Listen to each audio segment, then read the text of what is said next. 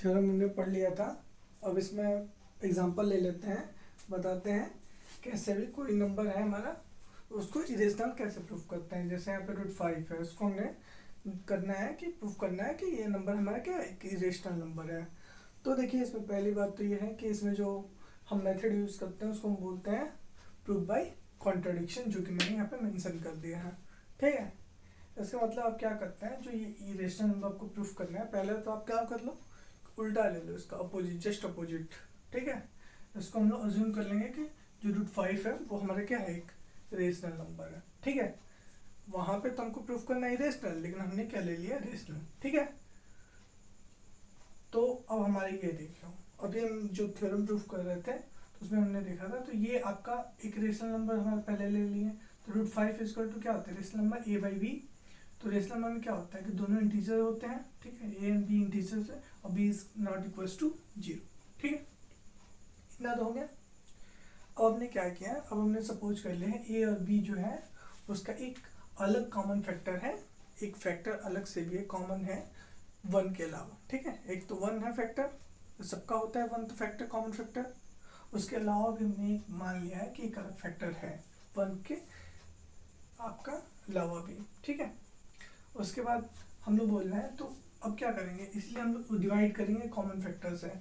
ठीक है, और दूसरी बात हमने यहाँ पर अज्यूम किया है ए और बी को हमने को प्राइम अज्यूम कर लिया है। ठीक है, ये दो काम किया है। पहले तो हमने कह लिया, मान लिया है कि एक हमारा क्या होगा, अलग से आपका एक कॉमन फैक्टर होगा, और दूसरी बात मानी हमने कि ये क्या है, को प्राइम है।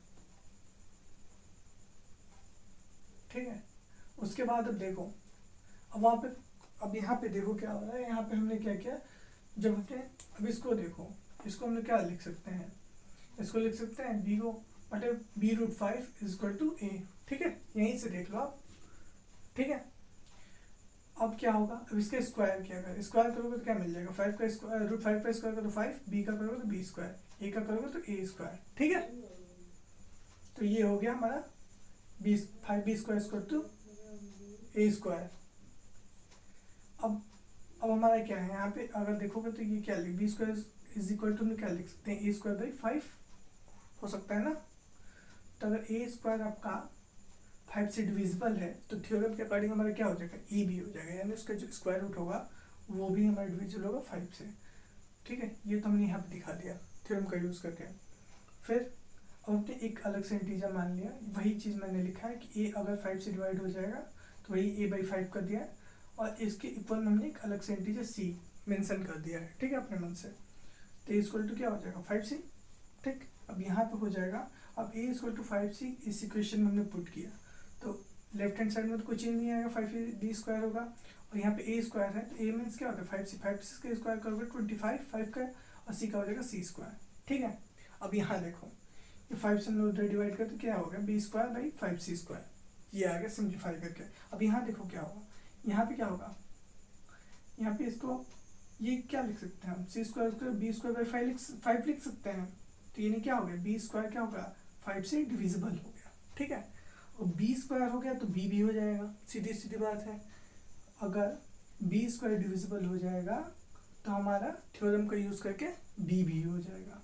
ठीक है, अब यहाँ पे देख लिए हम दोनों कि a और b दोनों क्या हो रहे हैं, 5 उनके बीच कॉमन फैक्टर आ जा रहा है। ठीक है, और लेकिन अब ये क्या कर रहा है, तो फिर को प्राइम तो हो नहीं पाएंगे। ठीक है, तो यही कह रहा है कि ये क्या रहा है, लेकिन ये क्या है, कॉन्ट्राडिक्ट कर रहा है इस फैक्ट को कि ये दोनों को प्राइम से, यानी हमारे जो हो गया अजम्पशन यहाँ पे गलत हो गया। ठीक है, कि ये हमारा को प्राइम है। ठीक है, क्योंकि यहाँ पे देखो तो एटलीस्ट 5 क्या हो रहा है, कॉमन फैक्टर आ जा रहा है दोनों का, ए और बी दोनों का। उसके बाद क्या कर रहा है, लेकिन ये कॉन्ट्रडिक्शन क्यों हुई है, क्योंकि हमारा क्या होगा, जो हमने अजम्पशन लिया था ये कि √5 क्या है, कि रेशनल नंबर है, उसकी वजह से ये हमारा गलत आ रहा है। ठीक है, तो यानी कि हमारा अजम्पशन गलत है कि √5 क्या है, एक रेशनल नंबर है, तो अजम्पशन गलत है। तो इससे हमको ये पता चले, कंक्लूड कर पाते हैं हम कि हमारा जो ये √5 है वो एक क्या है, रेशनल नंबर नहीं है, मतलब एक इरेशनल नंबर है। तो इस तरह से हम किसी भी इरेशनल नंबर को प्रूव कर सकते हैं, दिखा सकते हैं कि वो एक इरेशनल नंबर है। ठीक है, कॉन्ट्रडिक्शन देखो यहाँ पे कंट्रडिक्शन हो रहा है ना, इसी के लिए इस टेक्निक को हम लोग बोलते हैं प्रूफ बाय कंट्रडिक्शन। ठीक है, जो हम अजम्पशन लेते हैं उसका जस्ट अपोजिट आता है। ठीक है, या यूं कहें हम कि जो हम हमारा दिया होता है इरेशनल नंबर, उसका जस्ट अपोजिट लेके हम उसको कॉन्ट्रडिक्शन मेथड से यूज करके प्रूफ करते हैं। ठीक है, तो इस तरह ही सारे क्वेश्चन सॉल्व होंगे जो भी इरेशनल प्रूफ करने होंगे।